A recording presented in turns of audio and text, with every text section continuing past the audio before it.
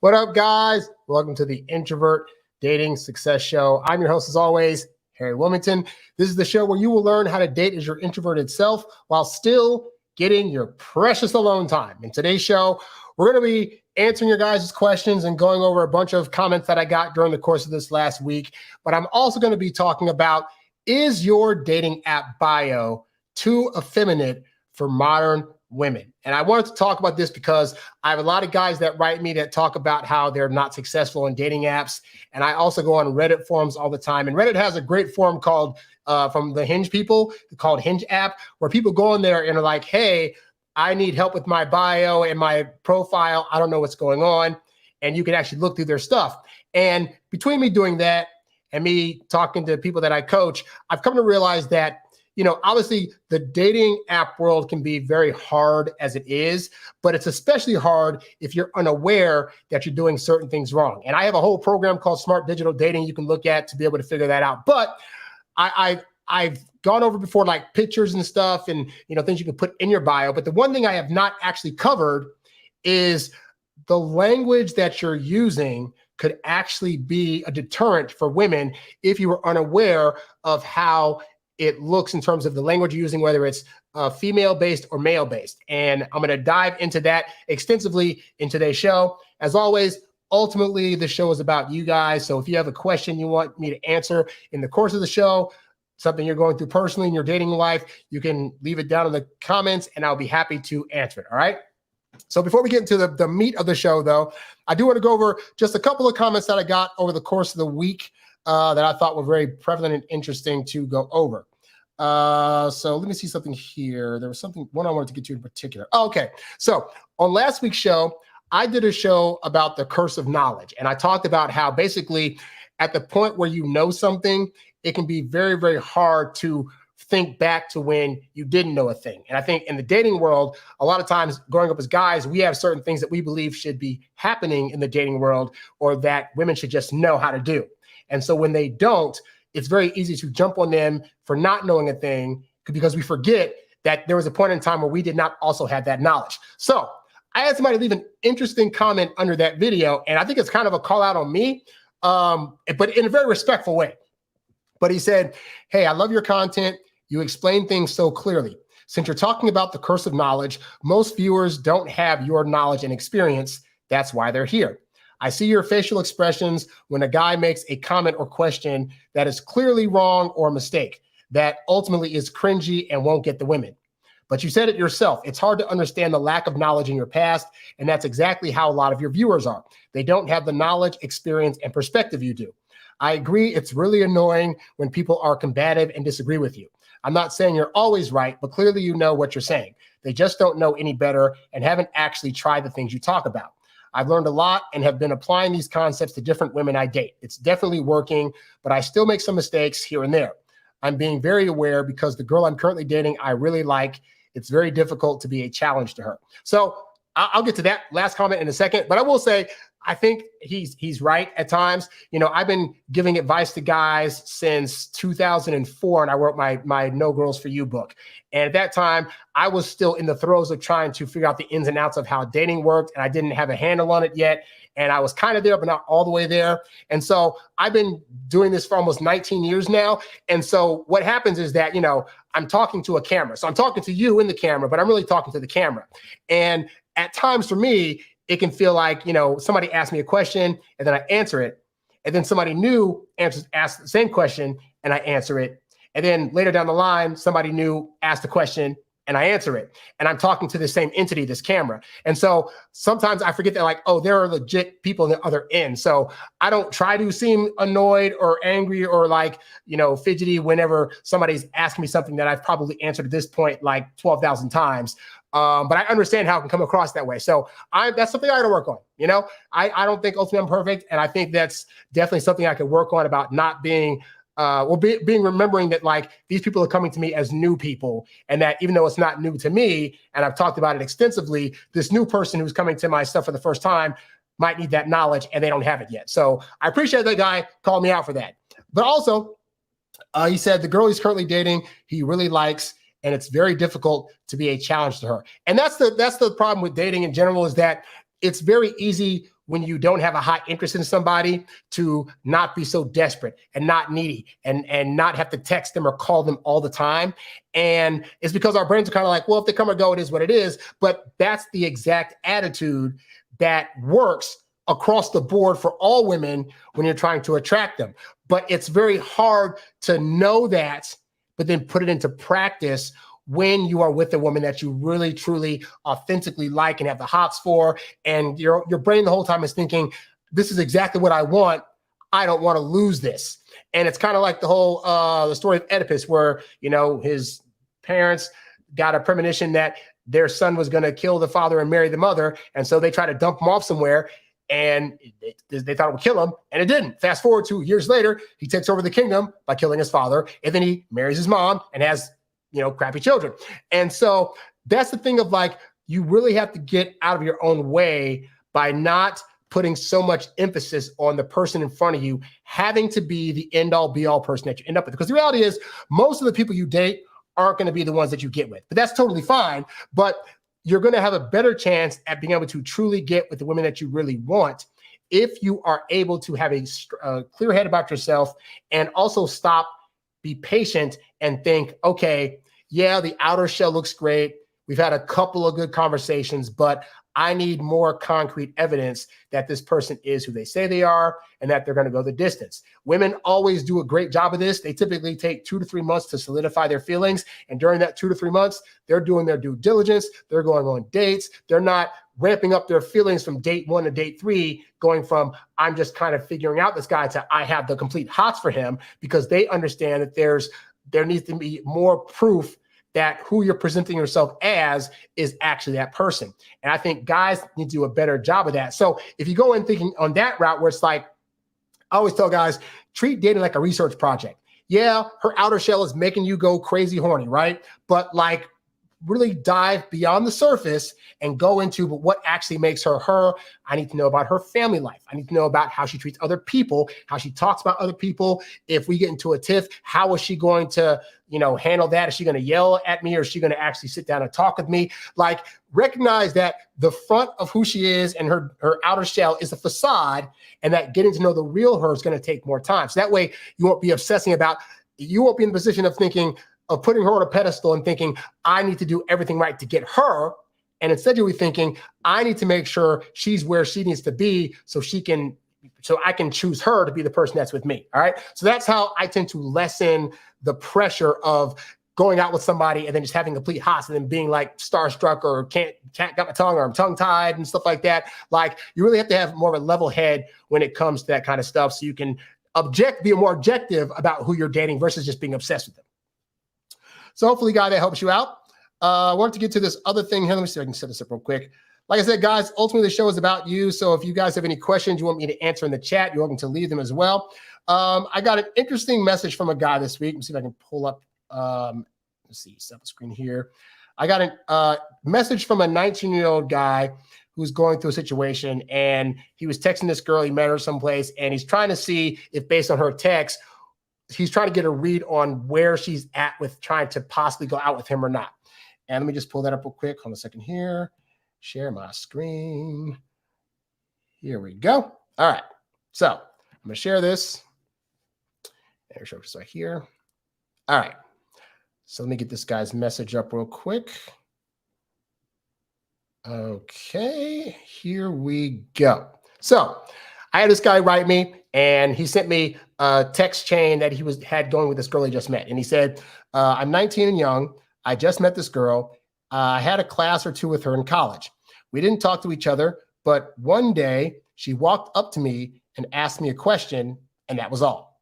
I just went on with my day. Well, recognize also, when she came up to you, women that come up to you just to start a random conversation, that's their passive aggressive way of trying to let you know that they exist, because there's a tinkle of an interest that could possibly be happening.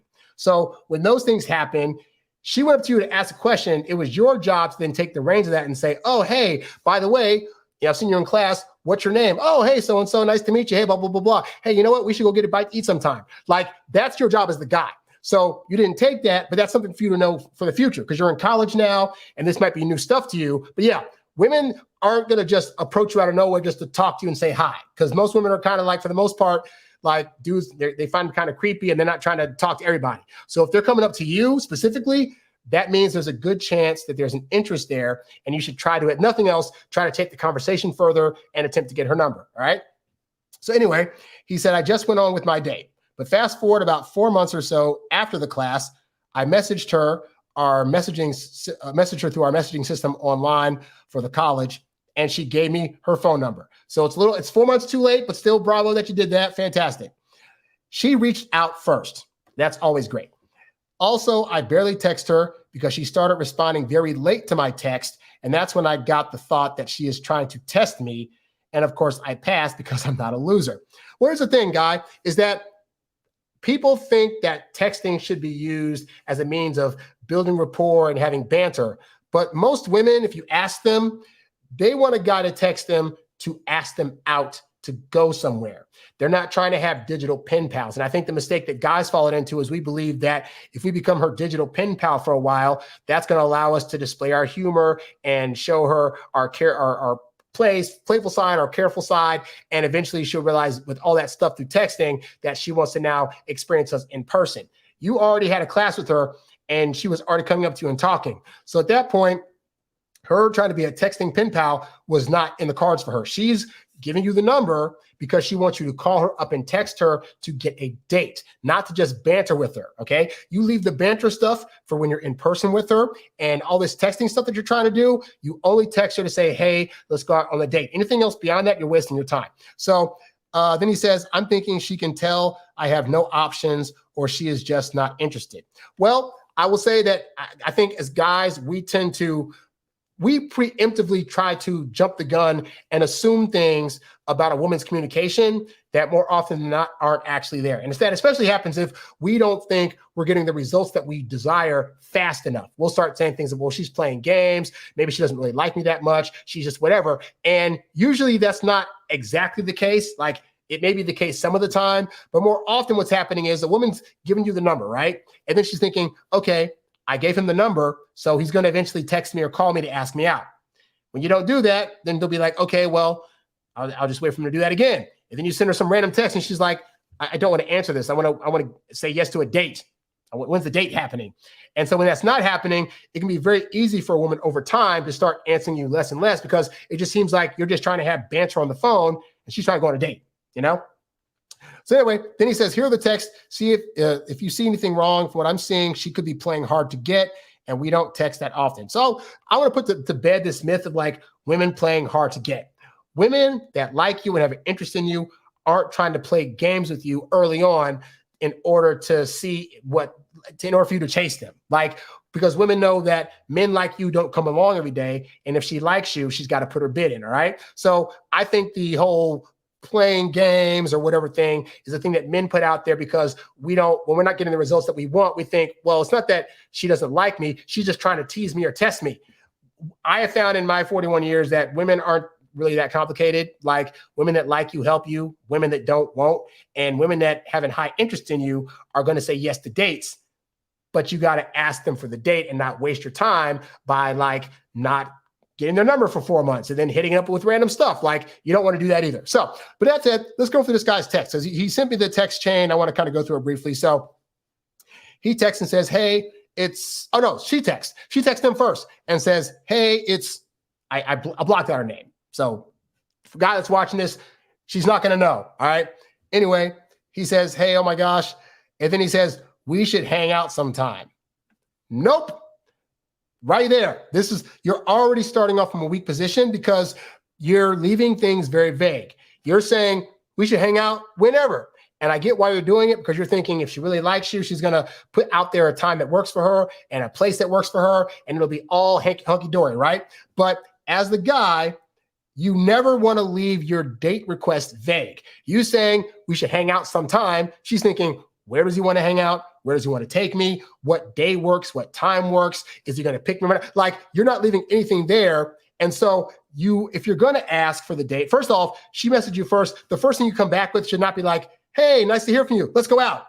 That's a little fast. There's got to be a small bit a small bit of banter. Hey, stranger, fancy hear from you. Like, why'd you reach out? Or nice to hear from you, or whatever. Like, do that. And then she says, whatever answer it says, oh, that's great. And then you say, hey, I'm busy right now, but you know what? I would love to meet up with you sometime. I'm free on this day and this day. Let me know which day works for you, and I'll find a great place for us to meet up. Boom, that's it. You're done. That's all you got to do. But you leaving it this vague, it allows more unnecessary conversation to happen. So by the time you ask for the date, she's like, I'm kind of bored. You don't want that. So anyway, then she says, so she messages you, and then she says, have we talked in person? I can't remember which guy you are. Now, some guys will get flustered by that and think like, oh my God, she's saying multiple guys. What does this mean? Dude, women are getting, most attractive women are getting offers and men's numbers all day long. It doesn't mean she's going out with them, because some women just have people that just for attention purposes, but you can't let that fluster you. So this would be like an early on test of like, will this guy get flustered if he hears that I possibly don't know who he is or whatever. And granted, depending on when it's weird because again, she hit you up. So I don't know why she would hit you up and be like, but I don't remember you. But either way, he didn't get mad. He just kind of went with it. So she says, have we talked in person? I can't remember which guy you are. Also, yes, post possibly. And then he says, I'm that kind of funny kid. No, you're a man. You're 19 and older. You don't go into I'm a kid, I'm a boy, because subconsciously she's going to now see you as that, and it can cause her to start being less attracted to you. Okay. So you are a man. But anyway, you say, I'm that kind of funny kid that sat towards the front of the class. Yes, I think one time in the hallway, I forgot you asked me a question. I can send you a picture of me if you want. So then she says, okay, yes, ha, ha, ha. Women love their ha, ha, ha's. Anyway, blanked out his picture, but he sends a picture and he says, I know I'm hot, emoji. So I will say this, and we're going to talk about more of this extensively in the show, but like guys, you using emojis is not helping you. That is an example of stuff that females typically tend to get away with a lot better, and that can come across as feminine communication. Not to say all emojis are bad or that you can't do that at some point, but I'm saying early on in the process when she does not know you fully yet, you don't want to be doing things that are giving away feminine communication because it can start to lessen her attraction to you. If at this point you were like 3 months in, it doesn't matter. But early on, these kind of things count. And again, we're going to talk about that extensively in the main show. So then she says, yes, I remember you. Okay, you're the person I thought you were. And then he says, I live in this part of town, by the way. Oh, he said, I don't know what Baroda is. But anyway, so that was Sunday, right? So that's Sunday communication. And then he waits until Wednesday to say, I was wondering if you would maybe want to go get coffee, or we could go out to eat next week if you wanted to. I'm free on Wednesday and Thursday. Now, at this point, it's been a while since he sent me this message, so there's no further response that he sent me. So I don't know where the conversation went from here, all right? Hopefully, it got him a date. But I'm going to go on what I currently see here, right? And so what I see here in his message are examples of a guy that is seemingly anxious about asking her out and not sure of himself. When you're asking a woman out on a date, every sentence and move you say should be giving her the indication that you are sure, you're emphatic, and that you already know what you want to do. You know you want to take her out and you want to show her a good time because you know how to do that. And what he's done here is put in language that indicates that he's either not totally sure of himself, he's not totally sure of what she's going to like, and maybe he's not as much of a leader as he should be, and that he should leave it to her to decide what she's cool with. And you don't want to do any of that. So when he says, for example, and this is stuff that most dudes don't even look at, but you need to start looking at it. He says, I was wondering if you would maybe want to go get coffee. We don't do maybes. When you're asking women out, you ask it in a tone that says you're darn near sure she's going to say yes. Like you have no doubts that you're going to present a thing to her and she's going to say yes. There's no doubt in your mind. Using words like maybe says to a woman, I doubt that you actually want to see me. And that's going to subconsciously project onto her, and she's going to be feeling, I don't want to do that, but she won't know why. She won't know why she feels that, but that's because you're projecting those insecurities onto her by saying words like maybe. So he says, maybe you want to get coffee, Or we could go out to eat next week if you wanted to. So what's he saying here? He's saying, well, we could do this date or this date. Like, I'm trying to please you, princess. So whichever date you want to go with is totally fine. And then he's saying, but that's only if you want to do it, because I know that, given a guy like me, maybe I'm not your kind of guy. And he's not saying any of this, but that's all the subtext. So you're asking out, if I was going to do this like this guy, right? I would have said, hey, I found this great spot in town, this great coffee shop in town that I want to try out, and I'd love to take you. Let me know if you're free on Wednesday or Thursday, and I'll make it happen. Boom. That's it. And notice, I also tell you guys too, I don't take my date ask in the form of a question. You do it in a statement form. There's psychology behind that, but suffice to say that people are typically used to being told what to do and just doing it. When you ask somebody what to do, it now in their head plants the thing of, I could choose not to do this thing. And so I got more dates I found out of being able to say, hey, I'm going to do this thing. I'm taking you here and here. I'm free on this day or this day, whichever works for you. And I phrase it all the statements. And I've gotten more women that say yes when I'm phrasing things as statements, including people I thought that would never say yes to a date, simply because it shows that I'm already self-assured that this thing that I want to happen is going to happen. And you know what? You're going to participate. Just let me know when it's going to happen, and I got this whole thing covered. And there's something for women about the feeling of a guy already having a plan of action and already having everything covered that makes them more apt to say yes. So that's how I would fix this guy's ask. Now, again, hopefully, guy, if you're watching this, update me. Let me know if you got the date or not. But hopefully, this gave you some insight. So this isn't a thing. It doesn't look to me like she's, quote unquote, playing games with you. It just looks like you delayed and delayed and delayed asking her out. And now it seems like, it might be too late. It might not be. But let me know either way, because I'd love to know that. All right. But that's all I have for that particular guy. All right. So let me drink this real quick. As always, guys, this stuff's so good. As always, the show is about you. So ultimately, if you have any questions you want to ask me during the course of the show, you can leave it down in the chat, and I'll be happy to answer your question. If it's a dating question, if it's a question about the main topic we're talking about, all that good stuff. All right. So with that said, let us get into today's topic. So, is your dating app bio too effeminate for modern women? I bring this up because there are a lot of you guys out there that are trying online dating, and we'll just say off the bat, right? Women across the board, in terms of getting somebody to match with them, have it way easier. Most of us dudes are on there trying to swipe on anything we can, and we find that most women will fit our type, like from skinny to kind of big. If they have any kind of curvage and they look like they could be pretty in a fun time, we're pretty much down. We're not typically too picky about that, all right? And there's an argument to be made that maybe we should be, right? But the point is this, is that ultimately dudes typically tend to have it a lot harder because most women on these apps aren't matching with most guys. Just real talk. There are some dudes on there with chiseled figure jaws and, just exuding all this kind of masculine energy, and to where a lot of, normal well-to-do guys just don't get picked. And I think that's unfair. And I think that that's something that I wish more women would take a chance on, more like blue collar guys on these dating apps. All right. But with that said, there is still a part that we are playing and why it is that your results may not be the best possible. All right. And we can go into your pictures being a certain way and how you're trying to talk with women a certain way. I have found the biggest reason that men are failing on dating apps is because they're unaware that the language that they're using in their bios and prompts is causing women to head for the hills. Specifically, most men are unaware that they're using what is known as effeminate language, right? Now, this is basically a way of saying gendered language.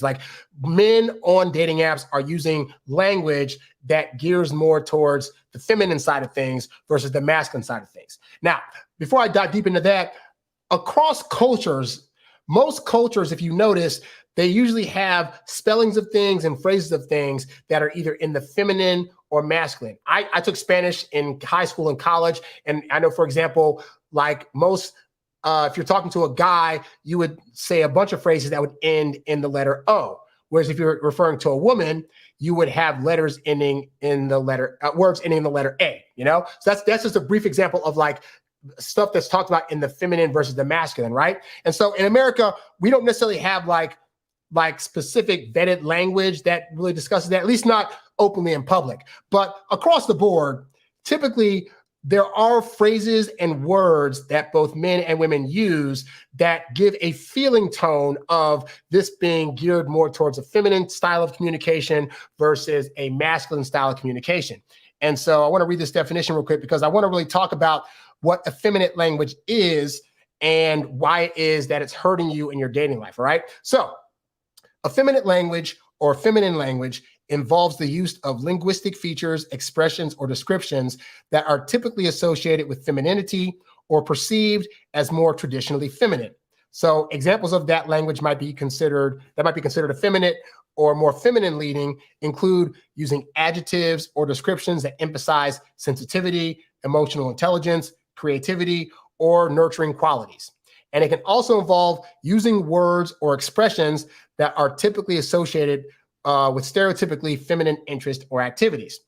The use of such language in a dating context can sometimes create challenges for men who desire to project a more traditionally masculine image or attract women who are seeking partners with certain masculine qualities. So some of you guys might think, hey, like my pictures are on point. I think my bio and stuff looks good, but I'm still not getting women to swipe right on me and to choose me. What's going on? And you might be unaware that some of the things that you're talking about in your prompts and in your bio are actually feminine leaning in nature and are causing women to not see you in a masculine way. And I actually have examples of that I've pulled up. So let me just get that on the screen real quick. Not that one. Hold on a second here. So I'm going to show you guys some examples I just found in the course of like an hour. I went to Reddit. Reddit has a forum called the Hinge app where guys go in there and say, hey, I need help with my bio. I'm not getting any matches. Somebody please tell me what I'm doing wrong. And I'm always willing to tell people what they're doing wrong in the dating realm, especially as it pertains to dating apps and stuff like that. So let me get my screen up here. Share the right screen here. I think it's this one. It's one of these here. This might be it. Oh, a second. I think that's it. Yeah. Okay. Share screen. See, that's right. I think this is one of them. Oh, this is it. Okay. Yeah, okay, this will work. Okay, so what I'm going to show you now, let me just get my screen here.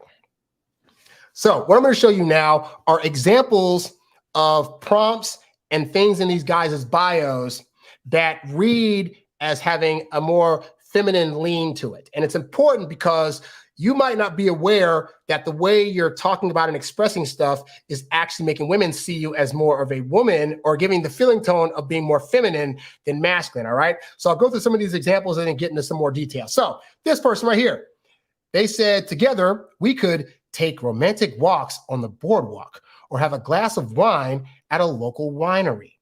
Now, I want to stress that the things in these prompts, it's not that these activities in and of themselves are feminine and that if you were to get a girlfriend that they wouldn't want to do these things. But there's a difference between the action of doing it and a woman reading these things and actions coming from you, the guy that she's trying to see as masculine, because this is, walks on the beach and drinking wine. That is very much flowery language and activities that more often than not, women would be presenting out there. So a woman's going on an app and seeing you present something that sounds like a woman would present it, she's going to swipe right, because if she's looking for a masculine guy, this ain't it. Another one, this person says, I geek out on improving South Asian and minority representation. It's one of the reasons I want to teach. And then also vanilla ice cream. Now, when you picture in your head vanilla ice cream, do you picture a muscle-bound guy licking an ice cream cone? Well, guess what? Women don't picture that either. They picture a guy that is in his feminine licking on something that's on a stick. Like, this is another example of, if you're not aware of the kind of language you're using, you're going to be using things that you think women want to see, and it's all for naught. Another one. This guy says, a life goal of mine. One day, I'd love to open up a small coffee/bagel shop. A while ago, I was a barista at a bakery. There's nothing like the smile that comes from freshly baked bread and hot coffee. Now, again, is there inherently anything wrong as a guy with having a bakery shop or liking to bake? It is not. But when you read this, as a dude, you're watching this, when you read this, what is the feeling tone you get? Do you picture a guy behind a counter lifting up baked bread and putting it on the counter? No, you picture a woman doing that. And it's not to say that's even a gender thing, but the reading of it, the wording and language of it, it makes it feel like it's more in the feminine nature. And so to women, when they read this, they're not going to think, oh, a guy that wants to open up a small, and they even look at the words, like the word small, the words freshly baked, like all these things are just flowery words that women are going to see and think, but is he really a masculine man? And the answer is no. Now, is that fair? It's not fair at all. But I'm just giving you guys what is going through their head when they're reading these things, okay? Another one. Together, we could write silly songs. I love noodling around on the guitar and piano. Silly, noodling, these little cutesy words are going to put you in a cutesy light. But even if a woman finds you cute, she doesn't want to get the impression that you're living your life trying to be a cutesy guy. That does not turn them on in the bedroom. And she's trying to look at your app now thinking, okay, but is this a guy that's going to turn me on in the bedroom, or is he going to be trying to noodle with me? And you don't want a woman thinking of you in that light. Another one, I'm looking for someone to plan out vacations and explore new destinations, go on outdoor activities like hiking, tennis, or festivals, share interest, and connect on an emotional level. Now let's think about this, right? So here's a guy saying, I want to connect emotionally. And the reason he's saying that is because him, probably like the rest of us, we go on dating apps, we see women profile after profile. I want to meet somebody who's emotionally secure and is able to plan things that they can explore and blah, blah, blah. And so we see them saying that, and then we think in our logical guy mind, this is where our logic trips us up on the dating app, guys. In our logical mind, we think, well, she wants a guy to connect with her on an emotional level. So if I also say, I'm looking for a woman that I can connect with on an emotional level, then she's going to see that and be like, this is the guy that I'm looking for, and we'll be able to live happily ever after. Guys, just because she's saying she wants a thing doesn't mean that she wants to see a guy verbally expressing that on a dating app to her, all right? Because the thing for women is that you're trying to say, hey, I'm already also trying to connect on an emotional level. But you saying that means nothing, because she's probably had plenty of other guys say that to her, but not actually do that. So what you got to understand, when women are saying, I want to connect with the guy on an emotional level, or I want to walk on the beach, what they're saying is, I want to discover that the guy that I'm going after also does those things, or also is those things. She doesn't want it spelled out for her. She wants to be able to discover it in the process. So yeah, she wants a guy she can connect with on an emotional level, whatever that means to her. And so when you take her out on a date, you show her a good time, and then you start to have a conversation with her, and you actually listen to her, she'll in her mind think, wow, he's listening to me. He's hearing what I have to say. I think we're connecting on an emotional level. But she has to experience that. You just trying to tell that to her via your dating app is not going to win you any brownie points. But again, you trying to say, I'm looking for an emotional connection is an example of something that a woman would say. So when she reads it from you, it's just coming off as the way you don't want it to come off, which is this is more of a feminine guy versus this is the guy that can really I have the hots for. Let's see, continuing on. This person says, together we could lose ourselves in conversation, take long road trips, dance in the middle of Target while picking out the cutest little throw pillow and more. If you can be a little goofy, yet very aware, self-aware, will be a great fit. So again, perfect example of this, right? Hey, I'm a dude. I like being with somebody and dancing with them in the kitchen, or dancing with them on a walk, or do whatever like that.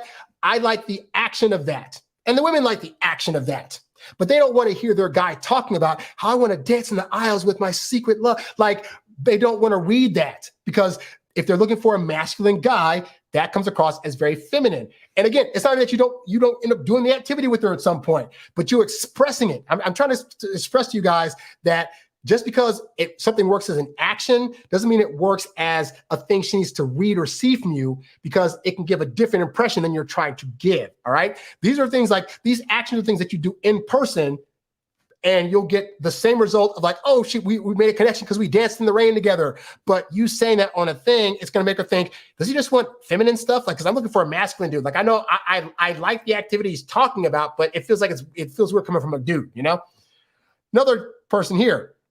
So I see this a lot on the dating apps where it'll say, are you open to long-term, short-term, whatever? Guys, I'm going to tell you right now, Don't answer that question ever, all right? Because the reality is that until you spend time with a woman, you don't actually know what you want with this woman. You're thinking, if I logically say to a person on the dating app, well, I'm open to short term or I'm open to long term, but it might change up. That's literally dating. But you saying it and spelling it out, it gives off a different read than you're anticipating. So this guy said he's open to long term, open to short.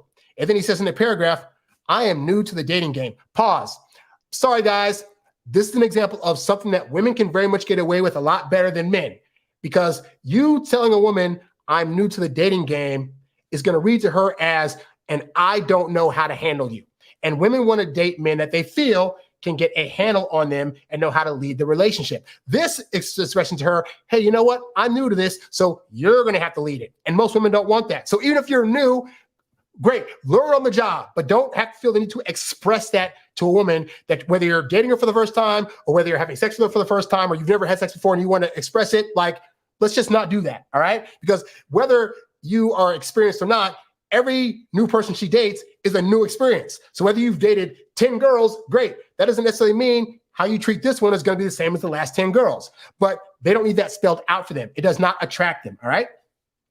Continuing, this guy said, I'll fall for you if you play a musical instrument. I play the drums, bass, and synth. Hopefully, you can teach me how to play another one. Pause. We don't do that because women are looking for men to lead them. And so this is one of those things where if you get into a relationship with her and then you realize that she plays something better than you and you say, hey, can you teach me how to do that? Saying that in person totally works. But you saying to her on an app, basically, hey, I need you to lead me by teaching me something. It's not a good look. It's not a good read. So there's no sense in doing that. Continuing, this guy said, my simple pleasures, sunset photography. When the song perfectly matches the vibe on a long drive, cooking new recipes, and when the MBTA runs on time. So the whole thing about like the word sunset just should not be used at all by you as a guy in these dating apps, all right? Words like sunset, it's an example of, it's a word that is leaning more towards the feminine. And it's not the worst word in the world, but I'm trying to express to you guys that like, you want to try to present yourself in a way via text that indicates to her that you are leaning more in your masculine. If you're doing and picking words that are leaning more towards the feminine, you're going to get worse results on these dating apps. When he says, when the song perfectly matches the vibe on a long drive, again, it's not that that's a bad thing. It's a great action. It's terrible to write down for women to see on your dating app. Continuing, another person says, together, we could go thrifting and antiquing. I love the idea of treasure hunting and the possibility of finding some gems. Gems. Thrifting and antiquing is a well-known, like, old lady activity. Now, I'm speaking as a guy that loves going thrifting and antiquing. Would I put that on a dating app? I would save that for in person when I can have a conversation, when there's context, when there's feeling tone, or I'm able to say it in a way that still gives her the vibes of this masculine guy is also cool going antiquing, but she's experienced me in a masculine context and frame to where she's not going to be freaked out by like, but is that mean he's doing too much feminine stuff? You know, you have to know how to time these things and when to put things in your bio and when not to. This person said, my simple pleasures, tiny desk concerts, fresh linen, and wiggling my toes. So fresh linen gives what? It's the feeling tone of, I'm a guy that likes to do laundry and clean. It's not fair, but suffice to say, that is language that gears more towards the feminine. The word wiggling. Wiggling is a very cutesy word, and it's cutesy language that women are better to get away with than men are. So you can't be saying words like wiggly in your dating prompts. If you're doing that, this might be one of the reasons why you're having trouble with women swiping right on you in these apps. This person said, together, we could go to the farmer's market, travel, work out, bake, watch movies, ski, and drink wine on the beach. So again, farmer's market. Hey, I go to the farmer's market from time to time. It's great. Would I put that as an activity that I want to promote to a woman I'm trying to potentially get with in a dating app? No, I'd say that for in person. The thing about baking, it's not that baking's a bad activity, but the word bake subconsciously has the image of a female baking in a kitchen. You do not want to give that kind of impression to a woman on a dating app.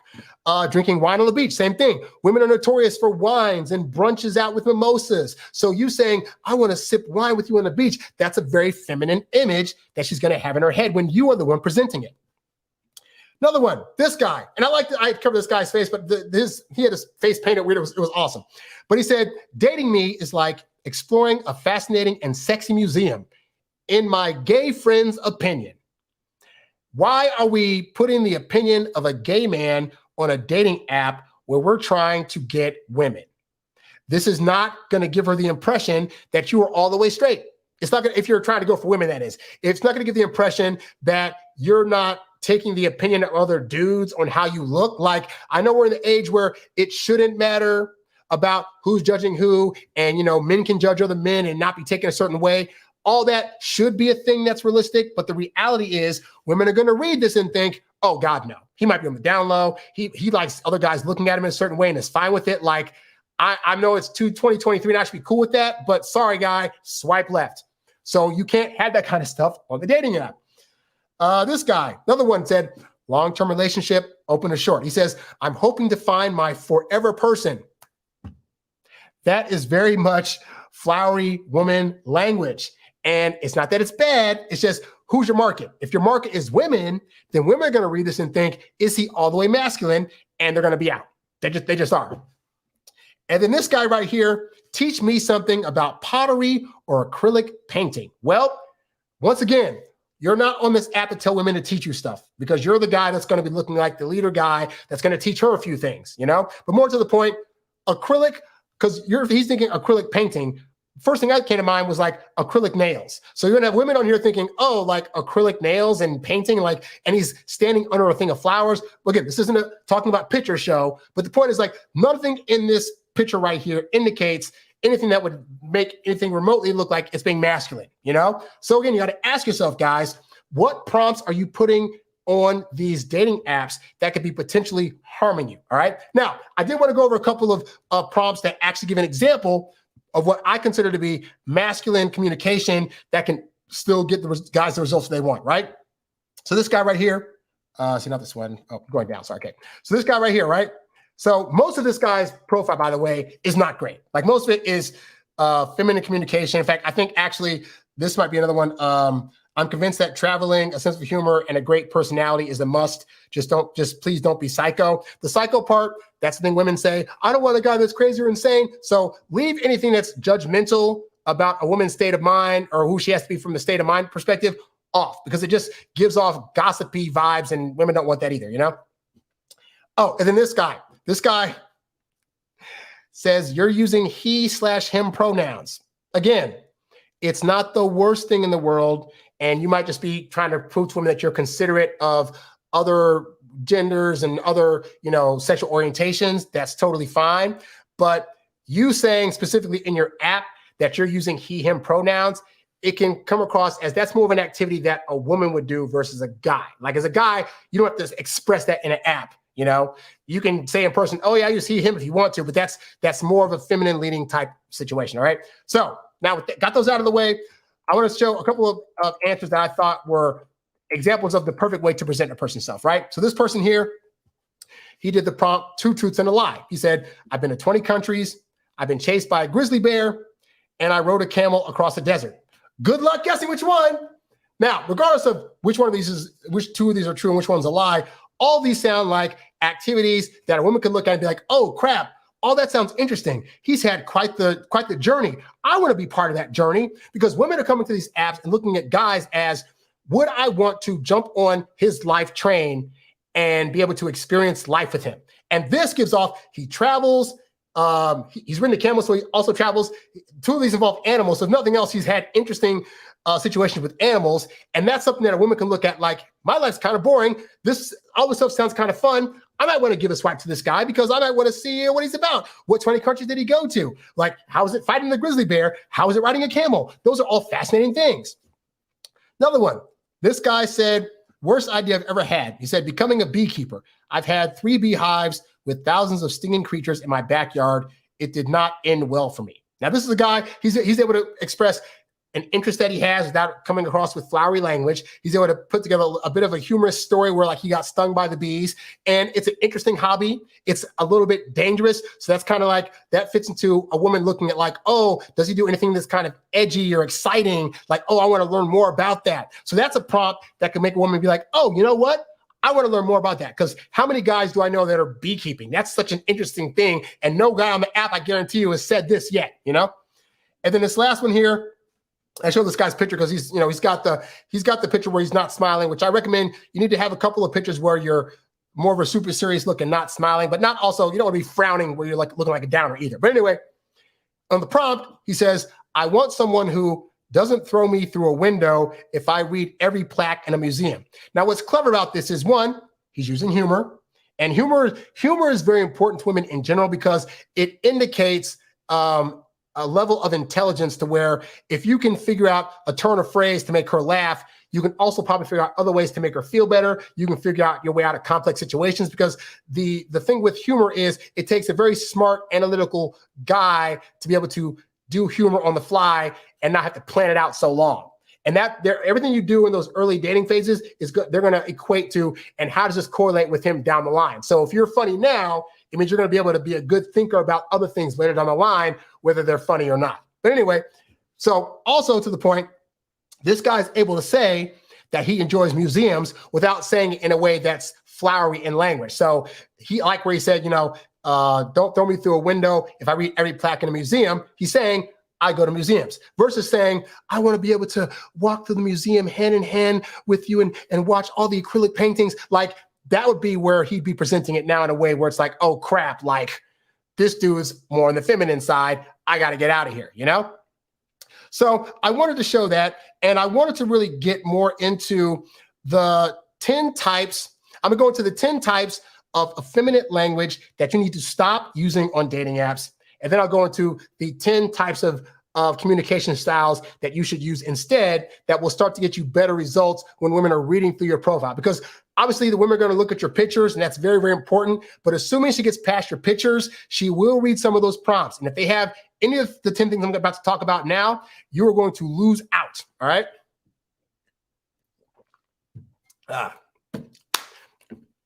And like I said, the show's about you guys, so I'll be answering any questions you guys have once I get through this stuff, all right? So let's get into the 10 types of effeminate language to stop using on dating apps, so women will start to read more into your masculine energy versus feminine energy. The first type of effeminate language to stop using is emphasizing sensitivity and emotional intelligence. These are phrases like, oh, I'm such a hopeless romantic, or I wear my heart on my sleeve, or oh, I'm such an emotional guy, I'm in touch with my emotions. Yes, women want you to be in touch with your emotions, but they want to discover that about you. They want to be able to actually experience that, because you saying it versus you actually being able to do it, they know are two different things. Plenty of men have lied to them about how they're never going to hurt them, and I'm such a kind, caring guy, and then they get with the guy and it's for naught. But more importantly, again, expressing these kind of things on dating apps, the wording is oftentimes going to be very, very flowery to women, and you don't want to give off the impression that you're so sensitive that it leans towards you having a feminine level of sensitivity, because women that want masculine men don't want that. The second type of effeminate language to stop using on dating apps is describing yourself as nurturing or caring. Things like, oh, I'm a great listener and I can provide emotional support and I enjoy taking care of others. Again, great if you're that way. Great if you have the action of that. Her visually seeing you type that out and read it is going to be less attracting to her than being able to see it from you in person. The third type of effeminate language to stop using is highlighting artistic or creative interests. So you want to be that, you're into poetry, right? You saying to her, I'm passionate about poetry and I love writing sonnets. It's coming off as flowery, and it's not that you can't do it, but again, it's the fact that that's an activity she's visualizing in her mind as either a woman doing it or a gay guy doing it. So if you do that thing, fantastic. Tell her about that in person. When again, she's going to get more context of you doing this stuff in person. She's going to be able to hear your masculine voice as you're talking about, yes, and I also enjoy writing poetry, but so what? Like, I enjoy doing it, and it gets my emotions and stuff out, and then I go to the gym and box it out. Like, you want to be able to give her the context fully of that in person, all right? The fourth type of effeminate language to stop using on dating apps is using expressions that are associated with vulnerability. These are things like, I'm looking for someone to mend my broken heart. Or some of the guys get on there, I've been hurt in the past and I just want to be cared for. And I'm such a delicate, like, why are you delicate? Women aren't looking for a delicate dude. I don't care if you are the most sensitive guy in the world and that you'll be there for her, whatever. You expressing that you're a delicate flower and that you've been hurt, blah, blah, blah, blah. Women are expecting men to have gone through some hardships in dating and have been able to like suck it up, get past it, fight over through it, and be able to still deal with their emotions. You expressing that you're still vulnerable, whatever, it doesn't give the indication of a guy that fully is in full control of his emotions.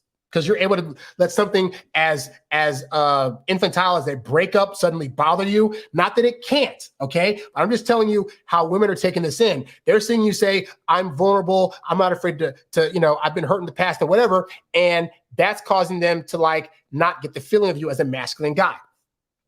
The fifth type of effeminate language to stop using is expressing vulnerability or emotional openness. These are things like, I'm not afraid to cry, or I'm cool with being sensitive at movies or whatever. Like, because women, as unfair this is to say, they don't like to have a vision of their guy like crying their eyes out, because that means that they got to be the ones to console them. They got to be the ones that lead this thing. They got to be the one to help you through your emotional stuff. And yeah, you want a woman that's going to do that.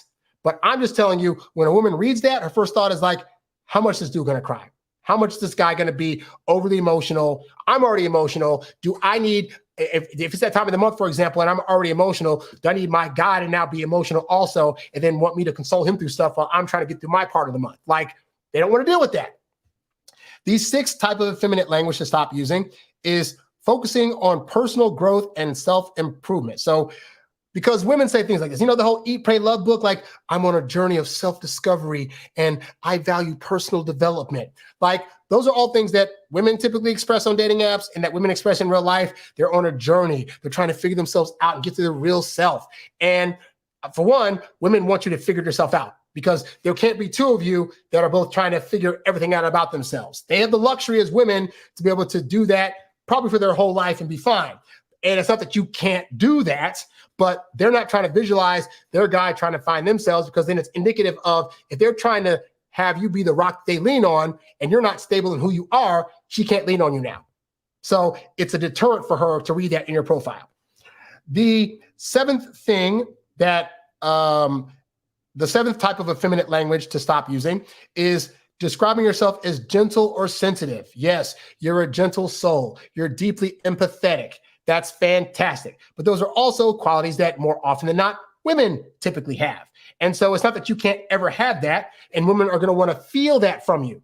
But when you verbalize these things, again, they're looking at everything that you tell a woman. And I've said this before, they're going to measure out 3 times more than you mean it. So when you say, I'm a gentle soul, she's going to take that as, so he's going to be sobbing in a corner crying, or he's like, going to be afraid to fight somebody off against me because he's too gentle. Like, they're going to read more into that in a negative way when you're expressing the feminine stuff that you're okay doing. So this is why you don't do it.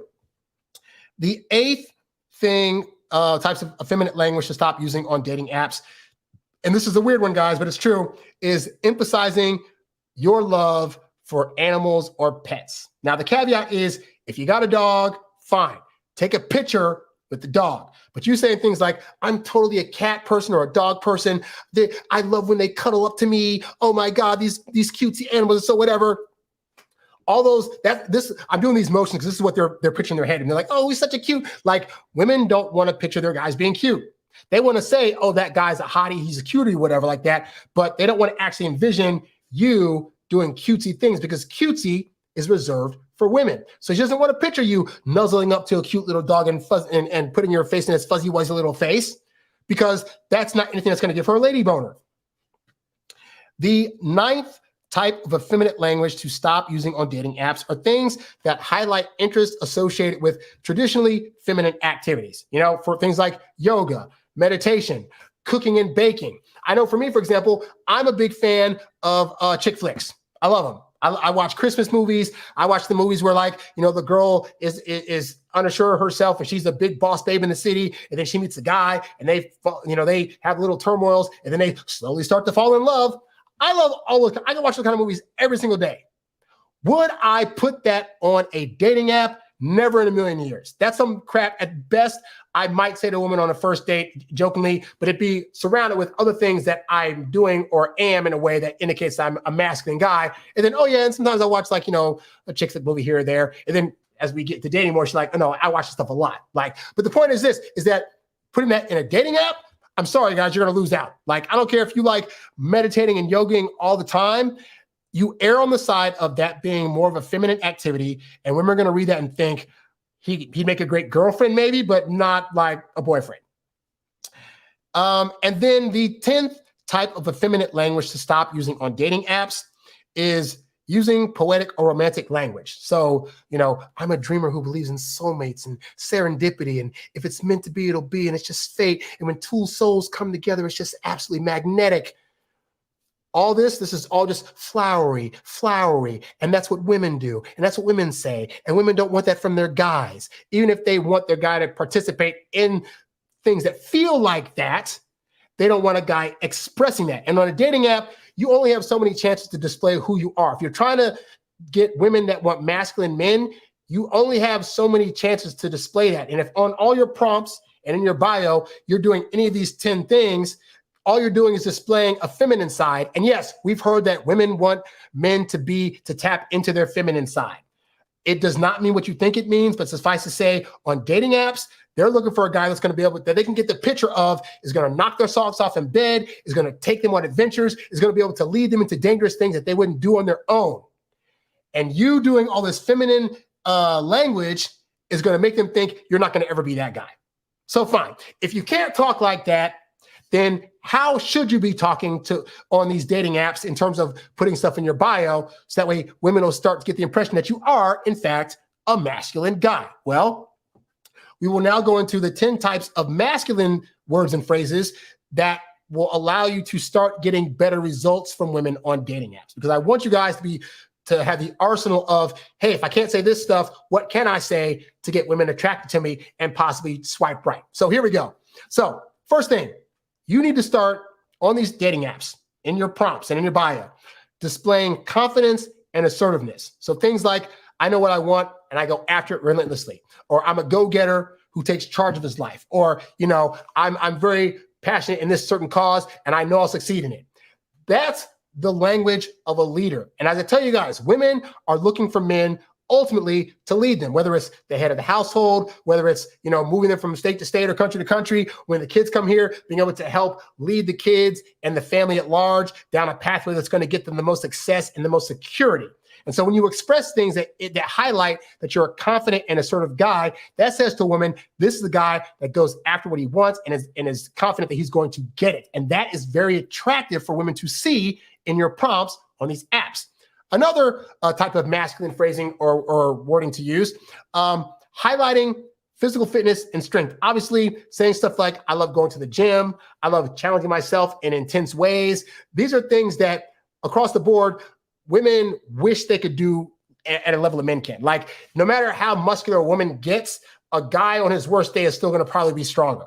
And so, but they like that. They like their men to be in that masculine frame throughout the course of their lives. So when you're able to say, I work out, I have these strengths, check out these muscles, not to say you got to be up on there like posing on muscular, but in terms of your prompts and stuff like that, just expressing that, yeah, you work out 2-3 times a week. You're on the Rocky training montage diet or whatever. Like, these things will give the woman the impression that, oh, he's about strength, and that equals protection, and that equals being able to be fit and be around here long-term for our kids.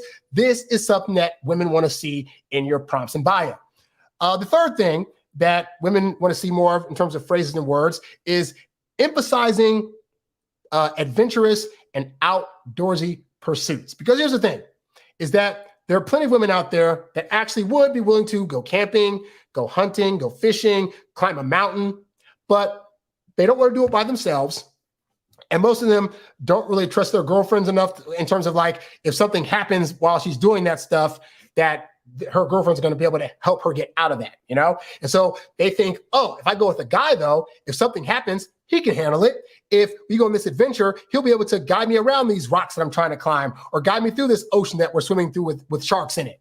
And so if you highlight those things, you know, like, hey, I go on these adventures, I go on these trips before, I do this, this, and that, now she can start to envision a lifestyle with you that's going to be one of adventure, of fun, of trying new things. And when you emphasize that in your profile, you're going to be eons above these guys that are just like, but I want to stay in and cuddle. Because what do you think looks more appealing to a woman? I'm a guy that likes to stay in and cuddle, or I'm a guy that likes to go hiking on the weekends and rock climb. Because women want to do those things too, especially with the guy that they're caring for, you know? The fourth thing that you need to start putting in your bio is describing yourself as ambitious and driven. You say you have dreams, you have goals, you're here now, but you're trying to get there, because that all signals progression. Women throughout the course of their lives are going to be forever changing. You know, it goes from like they're small to when they become teenagers and start popping out everywhere, to then they get into their 20s and 30s and they're having babies and they're going through menopause and those sort of things. Women are constantly changing, and they want to see that the guy they're with is being willing to change too, and change for the better, to change in order to get more successes. And so if you put things on your app that indicate that you're ambitious and you're driven, then women are going to be able to connect with that, because they're like, oh, just like I'm making changes regularly in my life, he's doing things and he's doing it in a level that's going to allow him to get to even more levels. I could get down with that. The fifth thing that you should start putting more in your bio that's going to indicate masculinity is expressing a passion for sports or some kind of competitive activity. Now, I'm not a sports guy for the most part, but you know, I know how to do bowling pretty well. I know how to go to like the drive, and I like to go to the golf drive and like really knock it out the park. You know, you want to express these kind of things if you're into it. If you're not into like sports things, fine. Something in your life that you do that is competitive at a level that is worth bragging about, you can put that on the apps too. Because women, again, they're looking at you to be vibrant and fun, and they're going to be thinking, I want to play games with this guy. I want to see him in competition because seeing him move around is going to be a turn on. I want to possibly try to be in competition against him, because here's the thing, guys, right, is that women, they might want to try to compete with you. Like say she wants to play basketball with you, right? It's not that she thinks she's going to win. It's that doing that activity with you allows her to be in the presence of your masculinity and feel your masculine strength when you're rubbing up against her in the course of doing whatever. All right. So when you put that on your app, that's what she's thinking. She's thinking, oh crap, like he says he plays basketball, he plays football. We could get into some tackle football, some flag football. Oh, I can feel his muscles on me and blah, blah, blah. Like that's the stuff that's going through their head when they're reading this stuff on your bio. Again, you're giving them these mental visuals of what it's going to be like to be with you in the course of putting these things on there. The sixth thing that you want to put on there to start highlighting your masculinity more is highlight your leadership qualities. You can say things like, I'm a natural born leader who takes charge in any situation, or I excel in making tough decisions and guiding others. You could talk about, oh yeah, you know, I was able to lead our team in business to make X amount in sales this year. Like those kind of things that wouldn't work on us if they're expressing it, work great on them. You'll be able to say you took a company from here to there, or that you're the leader of whatever. Like all those things are going to be attractive to women. This is also, by the way, why across the board, you know, there's a whole thing of like dating single moms versus dating single dads. And most women are more than willing to date a single dad. And that's partly because he's already displaying with his kids, if he's a good dad, that he can be a leader amongst the family. So that's why that works a lot better in our favor than it does the opposite way.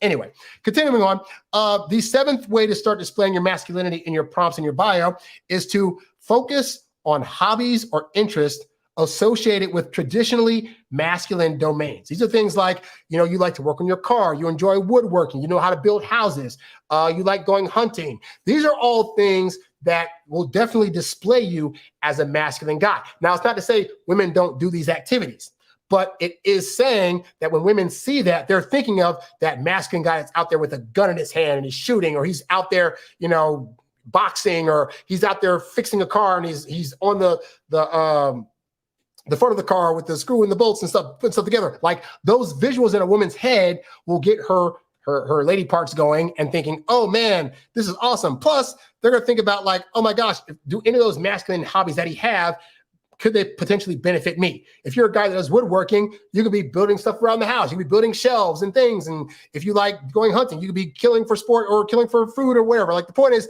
those things also then correlate to her thinking, man, not only does he have these masculine hobbies, but they're also going to be useful in the long run for our relationship. The eighth way to start putting stuff in your bio and in your prompts that's going to, exude masculinity is being able to describe yourself as protective or reliable. Saying things like, I'm fiercely loyal. I'm always there for my loved ones. People know they can count on me in any situation. That's going to hit to the part of it that's like, oh, I want a guy that's going to be dependable and that's going to be protective of me, is going to care for me, is going to find me a house that we're going to be both safe in a neighborhood that we're both safe in, is going to look after me and the kids and all those other things. Those are all things that from an instinctual level, she's going to gel with when you say them on your profile. The ninth way to express things that are going to exude masculinity is expressing preferences for direct communication. Now, obviously, I've talked on the show about how women typically tend to talk in a language that is passive, right? But that's the point, is that is a woman's way of communicating. You cannot come across as a guy that communicates via passive language, all right? So you want to put out there, no, you know what? I appreciate straightforwardness and honest communication. Hey, you know what? I've done this on the app before where like, after that first message, I say, you know what? Let's just skip the small talk. Why don't we go ahead and get to the date? Like, let's do this thing. What are we talking about? And just that action right there gives the impression like, oh, this guy's about his business. So you put that on the prompts like, hey, you know what? Let's skip the small talk and just go straight to like, to the wedding vows, LOL. Like, it's a joke, but it's saying to her, oh, he's about the business. He's not on here to play. He's not on here for a short-term relationship. He's on here to get to know somebody. And if you're a woman, if there's a woman on there that's also on there to try to get to know somebody, then expressing that is going to let her know you're not about the BS in the games. You're not trying to delay this thing. You want to get to the nitty-gritty to see what's what, if you guys connect, and if this could possibly be a thing. And then the 10th way to better display masculinity in your bios and in your prompts is to highlight a sense of adventure and a love for travel. I cannot begin to tell you the number of women that are impressed by you even going so far as like Puerto Rico. It's not even out of the freaking country. That's still technically in the US. But that said, if you are a traveler, women, if you look on most women's things, they'll be like, oh, I've been to Italy and France. I'm looking for somebody to travel with, blah, blah, blah, blah, blah. And you might be thinking, but then if I express that, isn't that feminine? And the answer is no, because they want to see that even when you're not with somebody, you're still venturing out there on your own to have an exciting time. But if she wants to come along for that, you're more than welcome to bring her along. All right. So that's all very, very important stuff, right? So those are ways that you can express masculinity on these apps, right? Last thing I'll say is this, because there are going to be some guys that are like, well, Harry, that's not fair because I should be able to ultimately communicate however I want to. If it just so happens that the language I use is leaning towards feminine language, well, a woman that really likes me, for me, isn't going to care about that. For one, that's not true. Ultimately, you might think in the moment that she's not going to care, but over time, that stuff starts to matter. But secondly, what I say is this. I say men saying the various things that I talked about that leans towards effeminate language is very much the same way as if a woman were to say things like on her dating app to try to impress you. Well, I run a company, I have a PhD, and I enjoy boxing, and, I want a guy that can handle me, which indicates that she's going to be a fighter, And so as a guy, if you were to see a woman say that thing on a dating app, your first thought would be what? That she's leaning more into her masculine. Do I care that a woman runs a company or makes more money or has a PhD or that she knows how to box or hunt or whatever? And again, those are things where like, if you were to hear her say those things on a date, it'd be totally fine. Hey, because you'd be able to hear her say these masculine trending things in a feminine tone, in a feminine style, dressed up to the nines as a woman. So she can say on a date, yeah, I'm the VP of this company and blah, blah, blah, blah. And, I got a PhD that I got, but, also like, I enjoy like, cooking at home for people. And I like, talking to families, this and that. It will be surrounded by other feminine things that she likes to do. But you just reading on a dating app for a woman, she runs a company, PhD, likes to box, and she wants a guy that can handle her. You'd be like, this chick might be butch, or she's too much of an masculine. And if I want a feminine woman, then why would she say these things? But she's saying masculine communication. But because that's how she is, you should be able to take her, right? And the reality is you wouldn't. You'd probably like, I'm not going to, either you'd swipe left or be like, I guess I'll give it a shot, but you wouldn't be as happy or lively about that pick as you would a woman that would be using more feminine style language. So you got to understand, dating apps are advertisements for the consumer. And in this case, if you're on the dating app as a guy that's trying to get women, your consumer is women. You have to give the consumer what they want. And what they want is they want a guy that's displaying masculinity in a way that she connects with, to where she wants to choose him to at least have a conversation. You coming on there preemptively thinking, well, she's a woman and she wants a guy that's sensitive and nurturing and caring and kind and walks on the beach and drinks wine. So I'm going to say I do all those things, and then thinking you're going to get results that are going to allow you to get more dates is asinine. Like, you really need to look into what language you're using on these apps. And if you're having bad results, honestly, part of it's your pictures, get that fixed, but really look at what things are you saying. Like, you're saying things in ways that aren't gelling with women. If you want to promote those things, could there be better ways to say it that gets the same point across, but isn't using language that is leaning towards the feminine? That's all I'm saying, guys. That's all I'm saying. All right. So hopefully, for those of you that watch that, this helps you out. And so now I'm going to go through a few questions and comments that I got during the course of the week. So if you have any comments or questions during the course of this that you want to ask me, you can definitely leave them in the chat as well. All right, let's get into it. So let's see what I want to answer first here. See, okay, so this one guy, I do a lot of videos, and sometimes I'll get guys that say things like this. So this guy said under one of my videos, how and why is this common sense knowledge as a man is not already obvious? Wait, how and why is this common sense knowledge as a man is not already obvious? Oh, Jesus. I should have run this through ChatGPT. Okay, so I'll reread this, right? So this guy left under my video, basically he's saying, how is it that this stuff that I'm talking about isn't common sense because it's already obvious to him, and why it's not obvious to other people? He has no idea. He says, I just don't like having to rely on watching YouTube videos in order to get a girlfriend. That just doesn't make sense to me. Why doesn't these things just come naturally?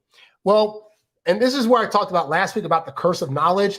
Every time a guy says under one of my videos, well, shouldn't this just come naturally because it's coming natural to them? My first thought is that, true to form, this is an example of people forget that there was a point in time in their life when this advice and the stuff that they're doing to date was not natural. Dating itself is not a natural thing.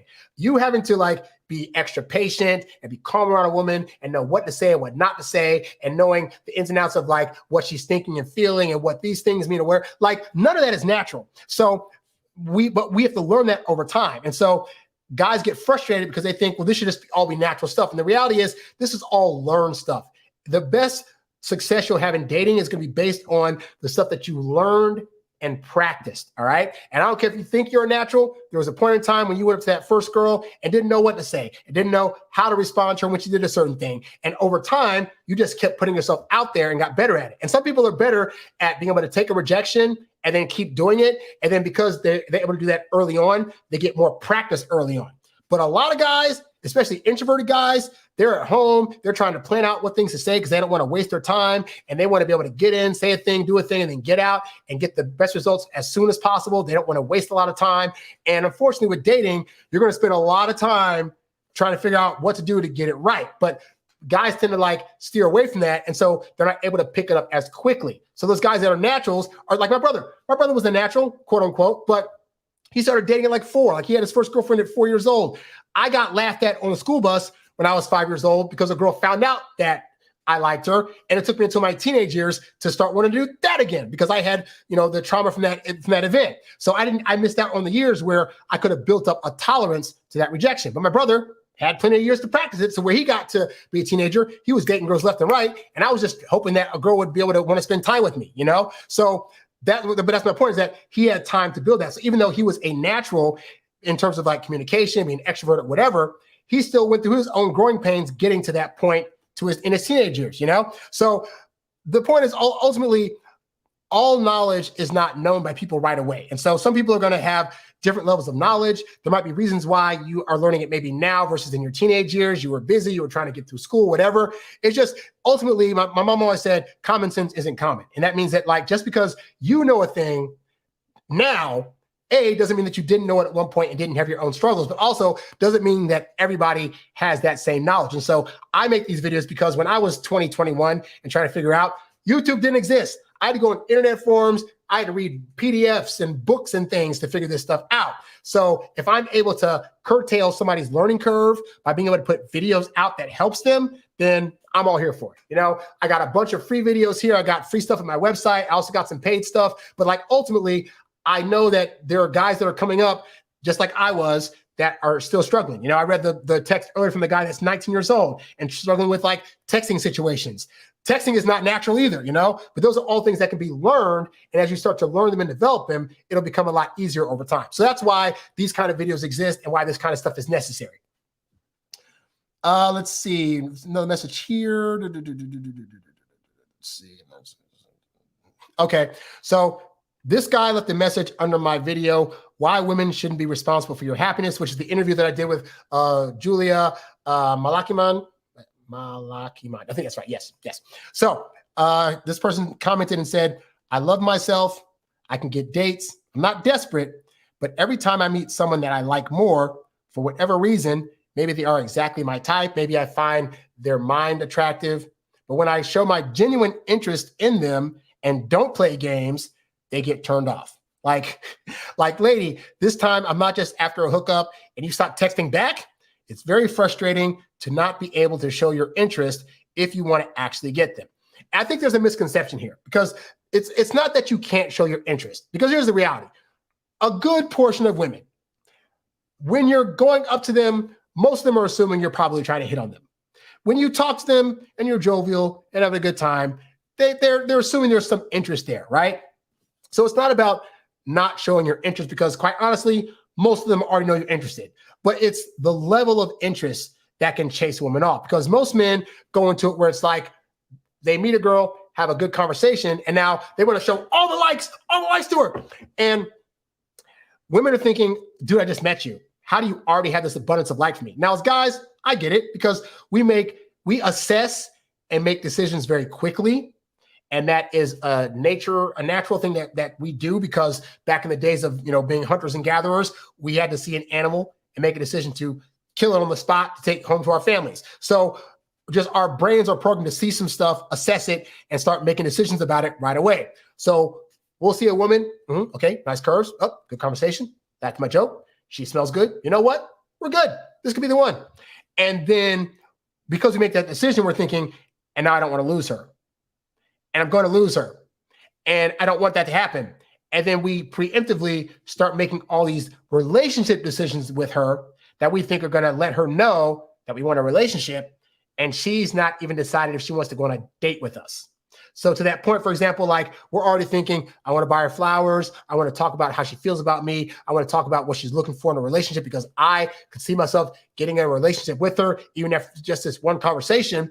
And those are examples of like, we're trying to do relationship-y things to a person that is not yet there yet, because we're just so overly excited. When you're talking to somebody that you're just kind of like halfway interested in, it's very easy to be more patient and be more guarded and not give away the whole store and not text them all the time. And because we're like, if it works out or not, I don't care. But when it's somebody you have a strong interest with, it can be very, very hard. And so I said this earlier, you have to put yourself in the mind frame of, you do not actually know any woman that you meet up with based on 2 or 3 conversations. You think you do. You think you made an assessment. You think she's the one. You don't know that. Women take 2 to 3 months. Men take that 2 to 3 months to do your due diligence and really figure out what it is. Because what will happen is, if you do that and you like ride this thing out and you err on the side of patience, you're going to find what happens is what you actually want to happen, which is she's going to start coming more to you. She's going to start texting you more, suggesting more dates, suggesting weekend dates, suggesting times for you to come over to cook meals with her, to do a Netflix and chill. Like, they'll start doing that because you're being more patient.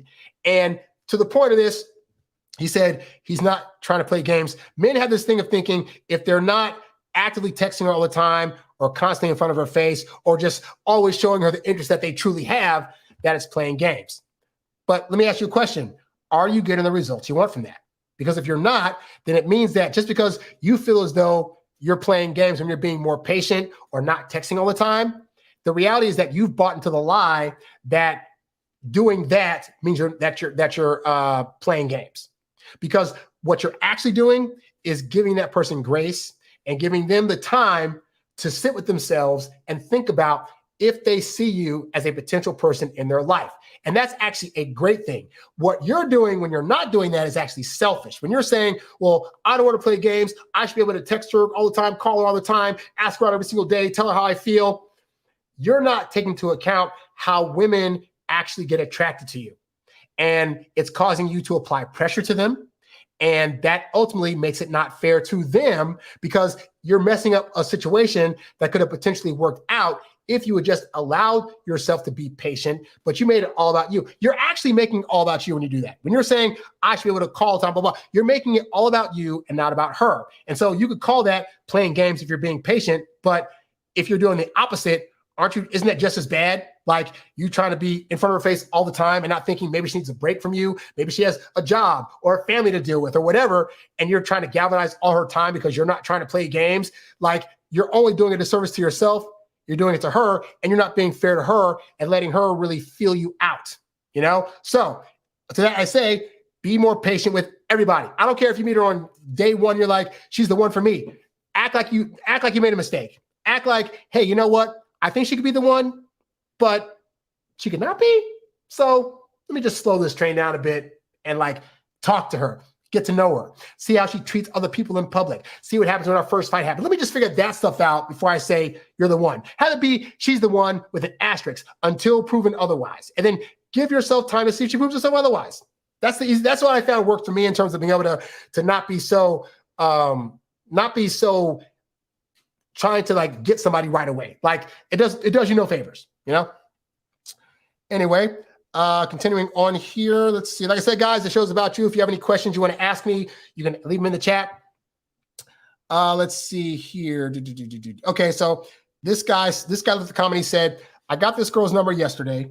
She approached me. She suggested that we go out together. She offered her number. I felt like I was gamed by this girl. Well, it's always a good thing when women are coming up to you and just throwing stuff at you. Hey, take my number. Hey, I'm available on this day. I want to do this kind of date. That's always a good thing, right? So he said, we talked for 30 minutes. Then when she got my number, she texted right away and responded immediately. After about 2 or 3 exchanges, she didn't respond. The next day, I texted her and she responded right away, but with short, dry responses. After 2 exchanges, she just gave me a ha-ha, and that was it. This was yesterday, and we haven't talked since. I don't get it. This always happens to me.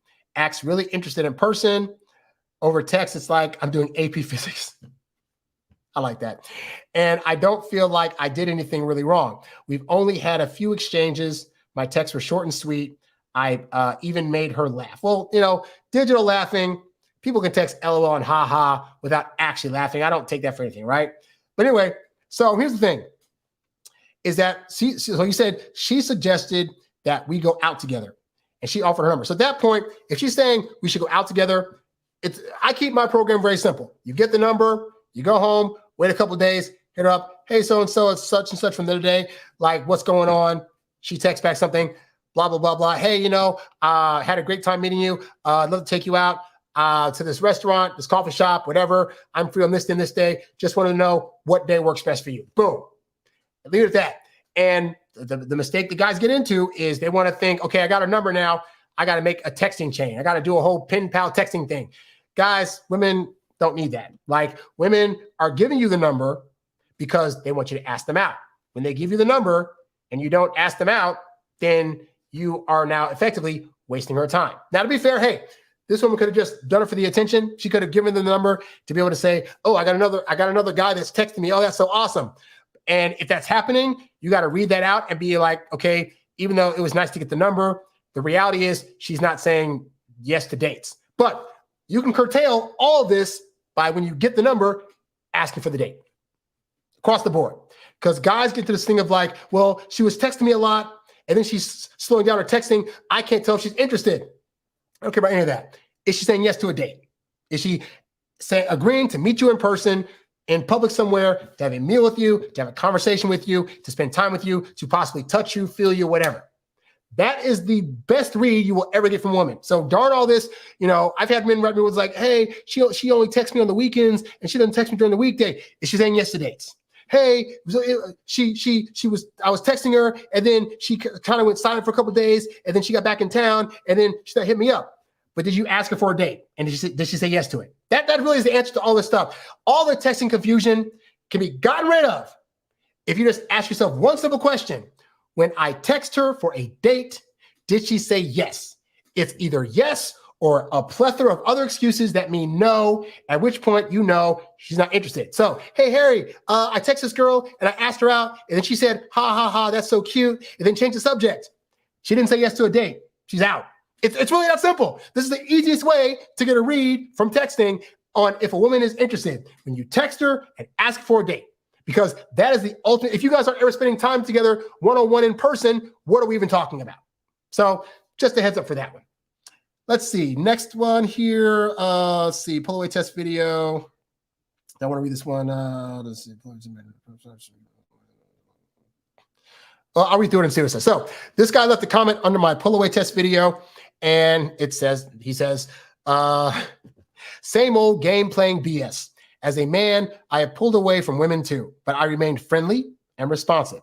I cannot speak for everyone, but one way to know you're dealing as or with a true mentally balanced adult is that they will communicate their intentions with you.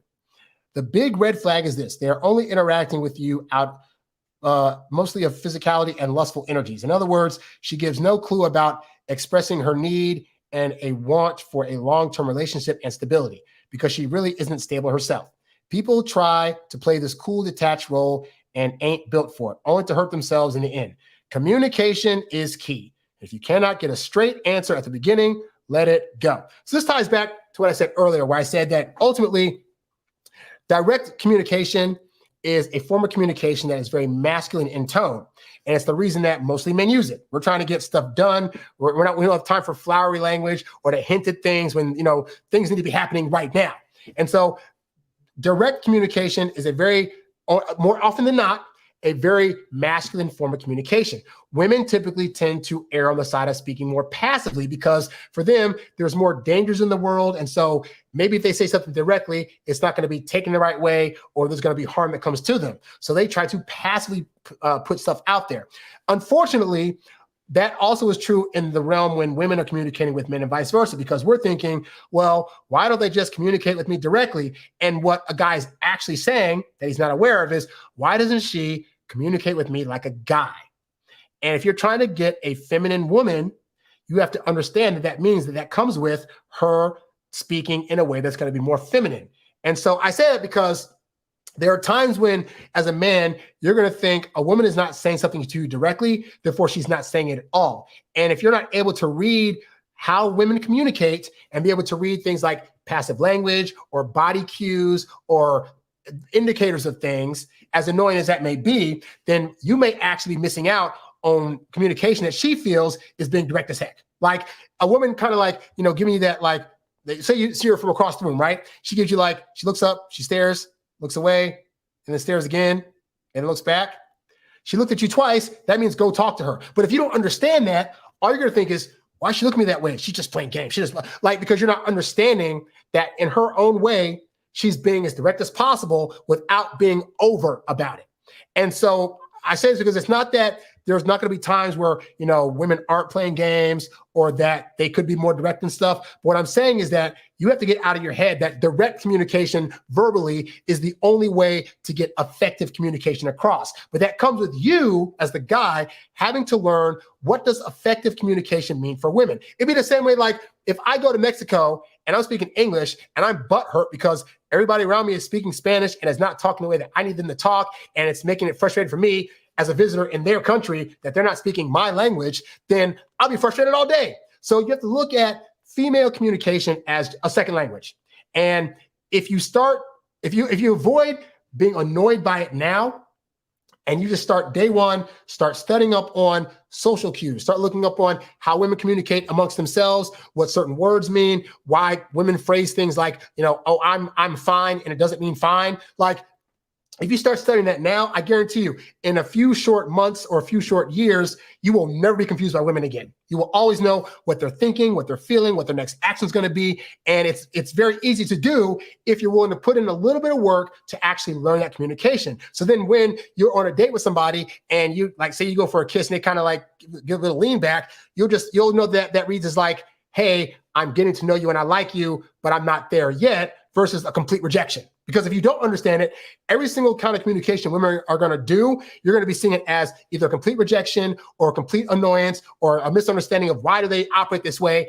And that's not going to allow you to get with any women long term. Real talk. Anyway,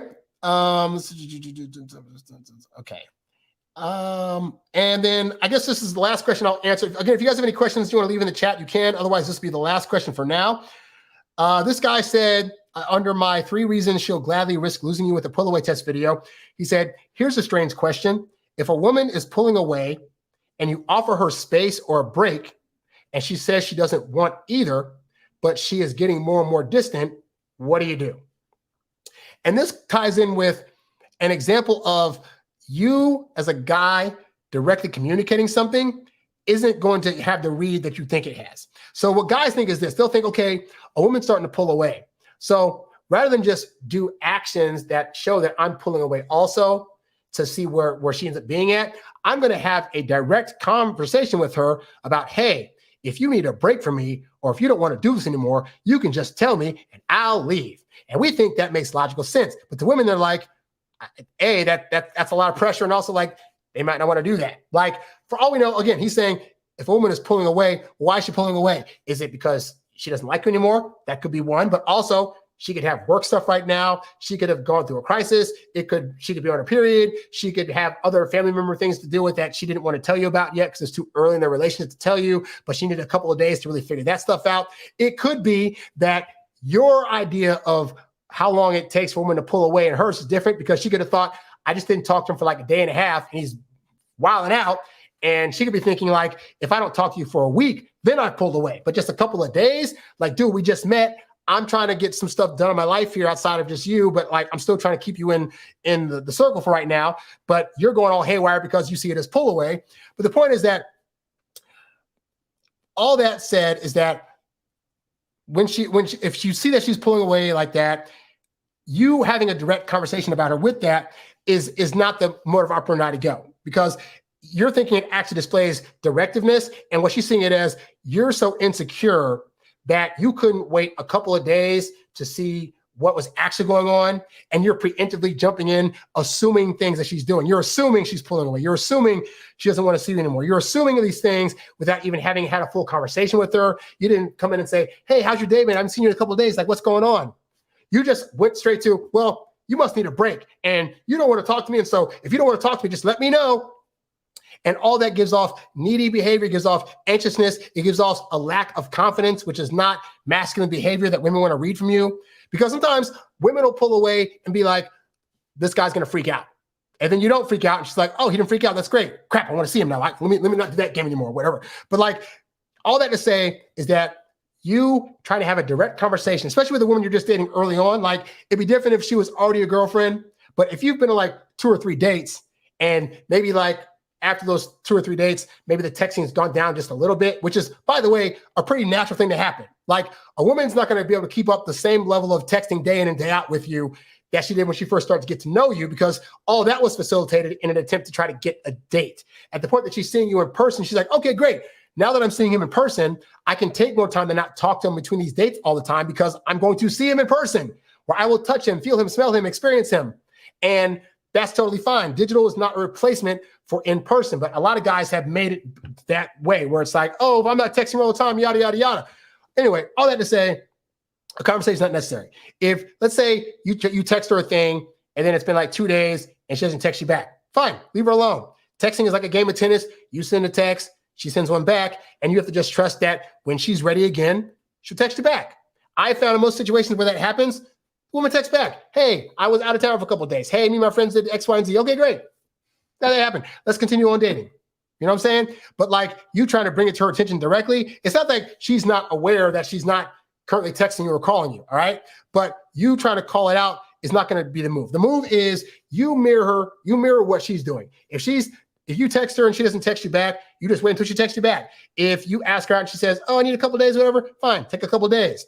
But you don't give off anything that indicates that you're butthurt or secretly mad at her about it, but you're trying to come at her in a way where you're not trying to show that you're mad, but women censor-wise know that stuff, and so they know you're still kind of mad about it. Like, you don't need to do that, all right? I don't believe that calling out women for actions like that is a thing that's necessary. And also, you're supposed to be a guy anyway that's like, hey, if this woman doesn't work out, I can go talk to other women.